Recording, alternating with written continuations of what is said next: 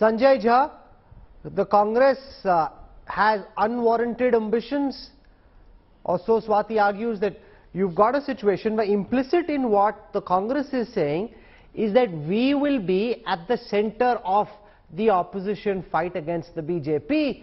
Many in the opposition seem to think the Congress thinks too highly of itself. What's left is essentially just a rump.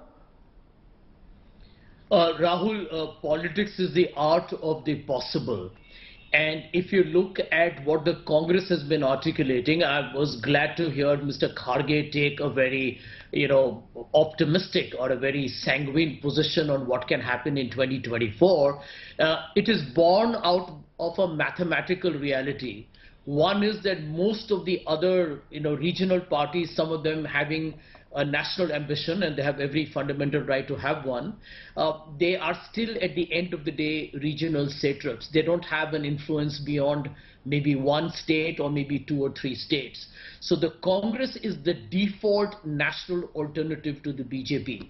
Now the critical element here is this, and I agree with both Yogendra and Swati here partially, because the Congress will have to be the linchpin or the fulcrum of an opposition fight back.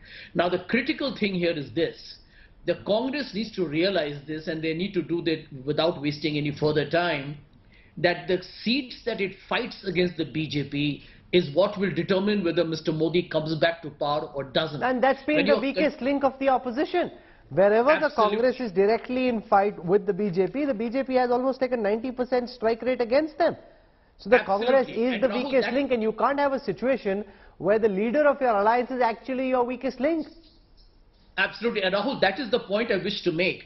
If you look at the actual opposition opportunity, it is that if the Congress were to get 110, it means the BJP will not be able to form the government on its own, probably not at all. I'll tell you why. If you look at the historical trend from the 2004 right down to 2019 elections, you will find that the vote share of the Congress and the BJP, even in terms of Lok Sabha seats, is not out of a certain range. So it is basically a zero-sum game. If the Congress gets 60 seats, the BJP is likely to lose around 50 odd seats. So if the Congress focuses on those low-hanging fruits and lets the regional players who are dominant players get a bigger share of the pie in the Lok Sabha, it has an opportunity to really stop Mr. Modi in 2024 itself. And the deal really can be that the Congress should say that give me opportunity in the Lok Sabha where I have a chance, and maybe I will give you a bigger stake in the assembly elections. So the question is of trust. If the Congress, no, but there is no trust. Yogendra Yadav, no, the problem with the argument that Sanjay Jha is making is that there is no trust. It's each party, each leader for himself. They'll all try and eke out the best bargain they can for their own parties and for their own selves. There is therefore no one opposition idea. It's each one for himself. Rahul, that's only natural. They are in different parties. They have their natural ambitions. They have natural different trajectories, and we should not be surprised. To my mind, all this talk is very, very premature. Honestly, I really don't see the point. If Mr. Nitish Kumar has to make a suggestion, I don't see why that is being made in public. If he has to be responded to, I don't see why it is being responded to in public.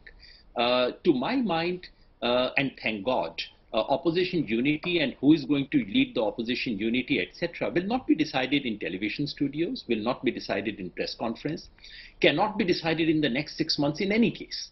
It will all depend on how the numbers fall.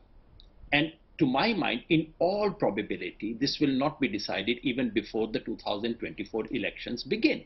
It really depends on how the pins fall. And as Sanjay Jha says, if Congress crosses 100, there is no debate about who would lead opposition unity. And if Congress remains at 50, then there is no debate about an opposition government because there would be none. So I think all this is a rather premature discussion taking place. Yes, I do think that a lot of maturity is called for right now. All everyone needs to do is just to hold their horses for the time being, acknowledge the fact that everyone is playing their own role. No one may be a B team. They are playing their own role. Fortunately, the political geography of this country is such that Mamata Banerjee is doing what she needs to do in Bengal. Mr. Stalin is doing what he needs to do in Tamil Nadu. Different people are doing their own bits. Shiv Sena is doing what it needs to do in Maharashtra. And therefore, it would be the most important task as of today is not opposition unity, nor is it about settling who is going to lead a possible coalition. ये तो सब वो बिरबल की खिचड़ी है जो वो वाले मामले हैं. What is required right now is actually strengthening forces of opposition on the ground. What is required today, if you ask me, is one single movement unity. And if you allow me to propose that, it is this. If the entire opposition of this country in their own states, with or without coordination, were to launch a national movement against Adani, actually they should call it Modani.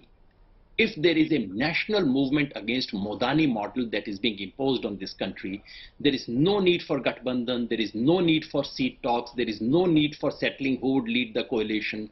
Just do it on the ground, and within the next few weeks and months, everything would settle.